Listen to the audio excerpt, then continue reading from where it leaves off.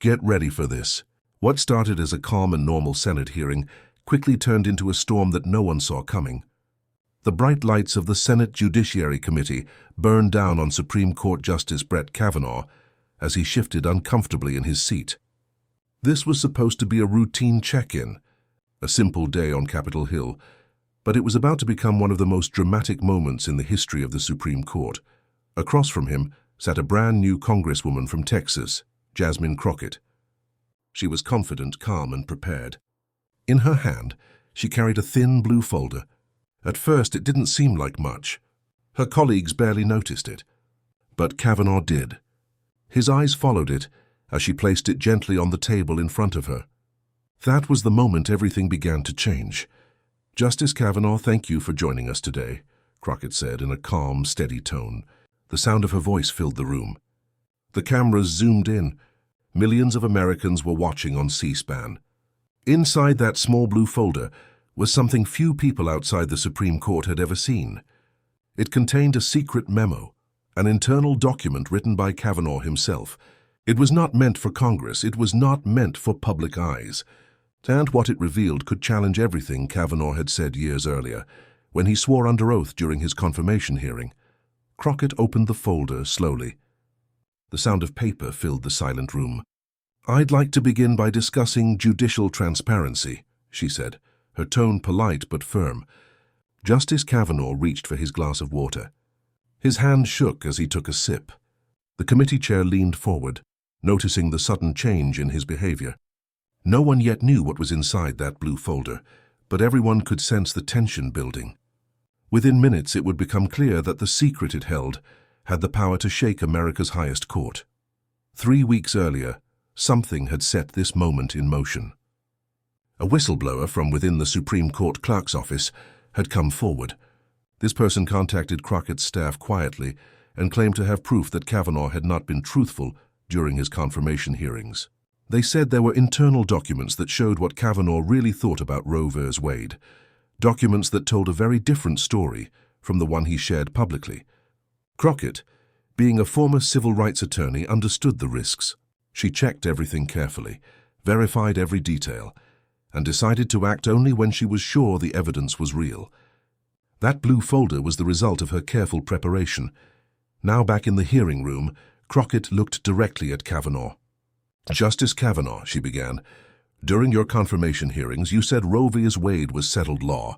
Would you say your rulings have stayed consistent with that statement?" Kavanaugh leaned closer to the microphone, trying to maintain his calm expression. "Congresswoman," he said, "my record speaks for itself. I have always followed the Constitution and precedent faithfully." Crockett nodded slightly. "And would you say your private discussions with other justices reflect that same view?" she asked. A brief silence filled the room. Kavanaugh hesitated before responding. "All justices engage in private deliberations," he said finally. "That's part of the process." Crockett's expression remained unreadable. Then she said softly, 2 years before the Dobbs decision, you wrote an internal memo calling Roe v. Wade a constitutional error. You described a strategy to overturn it." The entire room went silent. The justice froze. The air felt heavy. Everyone could sense that this was not a normal political exchange. It was a confrontation that could rewrite history. "I'm not familiar with any such memo," Kavanaugh said, his voice tight and strained. But Crockett already expected that answer. She lifted a single page high enough for the cameras to see. "This is dated March 15, 2020, she said. "It bears your name and signature. It was circulated to Justices Thomas, Alito, Gorsuch, and later Barrett. Do you deny that?" The chairman's gavel struck the desk. "Order!" he shouted, but the whispers around the room only grew louder. "Justice Kavanaugh," Crockett continued calmly, "this memo says, and I quote, we have the opportunity with the current court composition to finally correct this constitutional error. How do you explain that?" Kavanaugh reached for his water again. His fingers trembled. "Without full context, I can't comment on selective quotes," he said weakly. Crockett leaned forward and flipped the page. "Here's the full context," she said. "You also wrote, we should wait for a case without complications to overturn Roe completely. Does that refresh your memory, Justice?" The room erupted with noise. Some senators objected loudly. Others sat in stunned silence. The cameras stayed locked on Kavanaugh, whose calm mask was slipping. His face had gone pale, his lips pressed tight. Viewers watching from home could see it clearly, the face of a man caught off guard. Then Crockett spoke again, her voice steady but sharp. "Justice Kavanaugh, did you also send an email to Chief Justice Roberts 1 week later, suggesting it would be prudent to maintain public ambiguity about our intentions until the right case presents itself?" The air in the hearing room froze. Every camera turned toward Kavanaugh. Gasps filled the background. For a long moment he said nothing. The chairman tried again to restore order, but it didn't matter anymore. The American public had already seen everything they needed to see. The shock, the fear, the truth hiding behind silence. That was the moment everything changed. What began as a normal hearing had become a national reckoning. And the blue folder in Jasmine Crockett's hands was about to shake the foundations of the Supreme Court. The hearing room was thick with tension. The air itself seemed to hold its breath. Justice Brett Kavanaugh sat still, but his calm expression was gone. He looked uneasy, shifting slightly in his chair under the bright lights. Reporters leaned forward. Senators whispered among themselves. The chairman's gavel struck again and again, trying to restore order, but nothing could quiet the sense that something historic was happening. Across from him, Congresswoman Jasmine Crockett stayed composed. She sat tall, her hands resting lightly on the table. Her voice was calm, but her questions were sharp enough to cut through the noise. "Justice Kavanaugh," she began again, her tone measured, "these documents are not rumors or speculation. They are written in your own hand. Are you saying you did not write this memo?" Kavanaugh paused. For a moment he seemed lost for words. Finally he said, "I can't comment on confidential materials." Crockett nodded slowly. "Confidential or not," she said, "this memo shows a contradiction. You told Congress that Roe v. Wade was settled law. But this document proves you were privately planning to overturn it. You said one thing under oath and did another behind closed doors." Her words were steady and calm, but the meaning hit hard. The entire room fell silent again. On one side of the committee, Republican members began to protest. Their voices rose in anger. One called it a political ambush. Another demanded that the hearing be stopped. But Crockett didn't flinch. She looked at the chairman and spoke with the firm authority of someone who knew the rules inside and out. "Mr. Chairman," she said, "these documents were provided to this committee through legal channels by a whistleblower who believed Congress deserved the truth. The Supreme Court is not above oversight." The chairman hesitated, his expression uncertain. Then, after a long pause, he nodded. "The witness may respond," he said. And with that simple statement, the most powerful man in the room was forced to answer. Kavanaugh leaned into the microphone. His voice was quieter now. "Congresswoman, all justices explore legal ideas in private. It's how we understand the full range of arguments before deciding a case." Crockett's eyes never left him.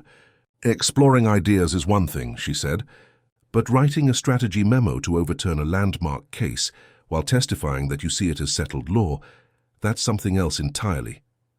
The words landed like a blow. The justice blinked, his mouth tight. He took another sip of water. Everyone in the room could see it. The control was slipping. The careful composure that had carried him through his career was fading, one question at a time. Then Crockett lifted another page from the folder. "Justice Kavanaugh," she said softly, "perhaps this will help your memory.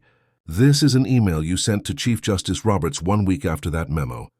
It says, and I quote, 'It would be prudent to maintain public ambiguity about our intentions regarding Roe until the right case presents itself.'" Gasps filled the hearing room. The chairman's gavel hit the desk again, but even his loudest strikes couldn't stop the murmurs that filled the air. Cameras zoomed in on Kavanaugh's face. His expression said everything: surprise, fear, disbelief. He turned slightly toward his attorney, who whispered urgently, but there was no escaping the moment. The silence that followed was heavier than words. Crockett spoke again, her tone unshaken. "Mr. Chairman, I have additional documentation if Justice Kavanaugh wishes to review it before continuing." She held up another sheet. "This is a note dated November 2020, written in the Justice's own hand to Justice Barrett. It says, 'Now we have the votes to overturn Roe as we've discussed.' The reaction was immediate. Reporters rushed from the room to call their editors. Senators on both sides of the aisle shouted over one another. The gavel came down over and over again, but nothing could stop the chaos. The justice's eyes closed for a brief moment, as if realizing what this meant. On live television, millions of Americans were watching a Supreme Court justice face his own words. After several long minutes, the chairman finally called for a recess. "This committee will take a 10-minute break," he said firmly. His voice trembled slightly, betraying the weight of what had just happened. Crockett quietly gathered her papers. Around her, the room buzzed with noise and confusion. But she stayed calm, her face composed. She had done what she came to do, reveal the truth. Outside the hearing room, the halls of the Capitol exploded with movement. Reporters lined up against the walls, shouting questions to anyone who walked by. Camera lights flickered. News anchors spoke in urgent tones, breaking into regular programming across the country. On every screen, the same headline appeared: "Shocking exchange in Congress, Justice confronted over secret memos." Commentators began analyzing what had just unfolded. Some called it courageous, others called it reckless. But everyone agreed. America had just witnessed something it had never seen before. When the hearing resumed, the atmosphere was completely different. Kavanaugh returned to his seat looking pale and strained. Gone was the confident, steady tone that once defined him. He leaned toward the microphone slowly. "Mr. Chairman," he began, "before we continue, I'd like to make a statement." The room quieted. "Internal deliberations among justices," he said, "often involve exploring different legal positions. These discussions don't necessarily reflect personal beliefs or final decisions. Confidentiality in these exchanges is essential to the functioning of the court." His voice was calm, but the tension in it was unmistakable. Crockett waited until he finished. Then she leaned forward once more. "Justice Kavanaugh," she said, "when you told this committee under oath that you viewed Roe v. Wade as settled law, while at the same time writing memos about how to overturn it, were you just exploring ideas? Or were you misleading Congress?" Her question hung in the air like a thundercloud. Kavanaugh stared down at the desk in front of him. The seconds ticked by. The silence grew heavier. Finally, he said, "I stand by my public statements." It was a simple answer, but everyone in the room understood what it really meant. He had no defense. The chairman looked uneasy. "Thank you, Congresswoman. The committee stands adjourned until further notice." The gavel came down one last time, but even after the hearing ended, the story did not. Across America, people were already talking. News anchors replayed the video. Commentators debated its meaning. In living rooms and offices, people watched Kavanaugh's reaction again and again, the look on his face as Jasmine Crockett held up that blue folder. It was the image of power being questioned in real time. For many Americans, it was the first time they had ever seen a Supreme Court justice caught off guard. And as the cameras faded, one question echoed across the nation. By the time the hearing ended, Washington was in shock. Reporters were already standing in front of the Capitol, speaking live into cameras as headlines flashed across every screen in the country. Confrontation at the Capitol. Justice questioned on live TV. Supreme Court in crisis. News anchors spoke with urgency. Analysts debated every second of the exchange. Viewers across America sat glued to their televisions. The story had exploded far beyond the walls of the hearing room. For many, it felt like something the nation had never witnessed before. A Supreme Court justice appearing shaken, exposed and cornered under oath. That night, major networks replayed the footage again and again. The moment Jasmine Crockett held up that blue folder became the image of the day. Every angle, every close-up of Kavanaugh's face was analyzed by experts and body language professionals. Some said his expression showed guilt. Others said it showed fear. Either way, the country couldn't look away.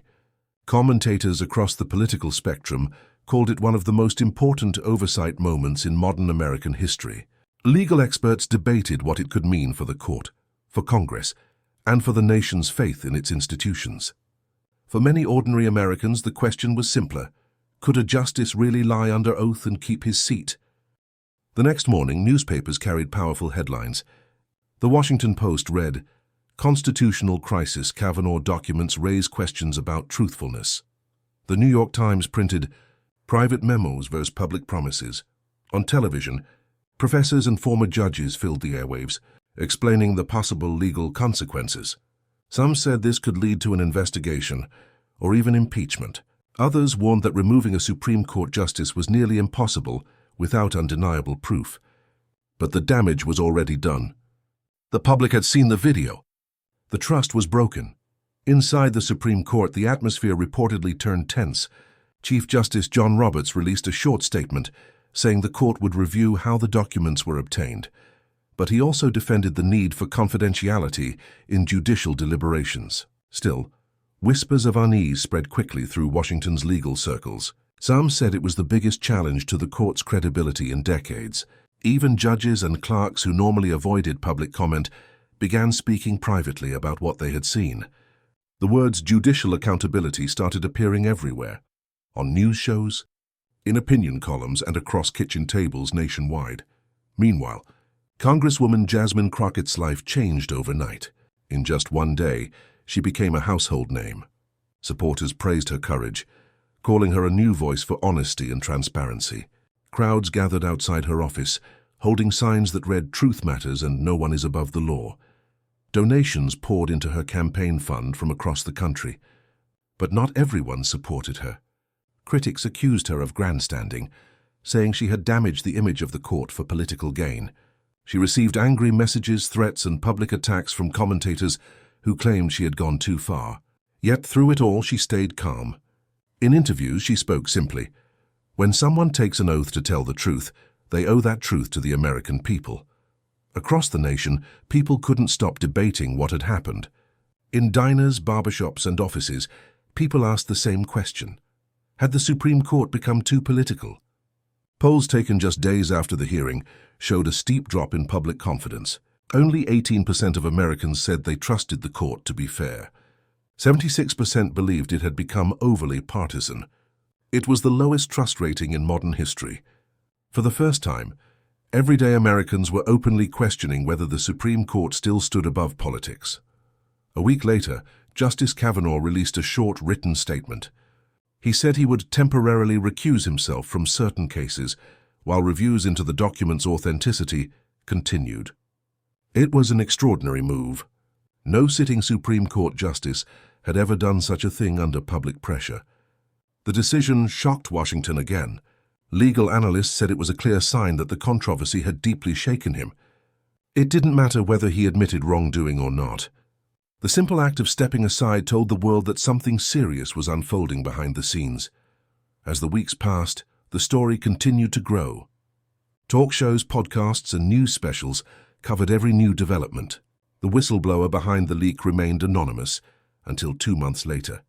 In an exclusive article for The Atlantic, the person finally revealed themselves. It was a former Supreme Court clerk who said they had come forward out of conscience. "I saw too much," they wrote. When truth and power collide, you must choose which side you're on. Their words reignited the national debate about loyalty, integrity, and the moral duty of those who serve inside government institutions.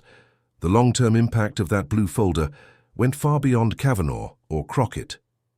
Congress began working on new legislation called the Judicial Transparency Act, a bill that would require justices to disclose more about their communications and conflicts of interest. For the first time in decades, lawmakers from both parties agreed that the court needed clearer accountability. Law schools across the country updated their ethics lessons to include the case. Professors called it a turning point in American judicial history. The story was even taught in classrooms, where students debated the balance between confidentiality and honesty in a democracy. For Jasmine Crockett, the moment came with both triumph and cost. She gained respect as one of the boldest new voices in Washington, but she also faced personal challenges, threats, lawsuits, and constant media attention. Yet she never backed down. In her final statement after the hearings, she said something that resonated deeply with millions of Americans. "When fundamental rights hang in the balance," she said, "the people deserve honesty from those who swear to protect the Constitution, especially those with lifetime power." Those simple words captured everything the country had been feeling. In the end, it wasn't just about one justice or one memo. It was about truth, power and the promise of accountability in a democracy. The blue folder that started as a quiet detail in a crowded hearing room had sparked a national conversation about trust. It reminded people that even the most powerful can be questioned, and that one voice, if brave enough, can shake the foundations of history.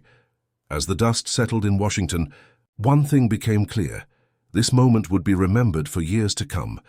The blue folder that once sat quietly on a committee desk had changed everything. It exposed hidden truths, tested the limits of power, and reminded an entire nation that no one, not even a Supreme Court justice, is beyond accountability. For millions of Americans watching from their living rooms, this wasn't just a story about politics or the law. It was a reminder of something deeper, that truth still matters, and that courage can come from the most unexpected places. One voice, one question, one document, and suddenly history shifts. Justice Brett Kavanaugh's name may forever be linked to that day, but so will Jasmine Crockett's. Her calm persistence showed what happens when someone refuses to look away. The blue folder became more than evidence. It became a symbol of truth, of courage, and of the power of doing what's right, even when it's hard. And as America moved forward, people were left asking one haunting question: if truth could shake even the Supreme Court, what else might still be waiting to come to light? If you found this story eye-opening, take a second to like this video. It helps more people discover stories that matter. And if you enjoy deep, powerful stories about truth, power, and the moments that change history, make sure to subscribe and turn on the notification bell so you never miss the next one. Thank you for watching. And remember, sometimes the smallest detail can reveal the biggest truth.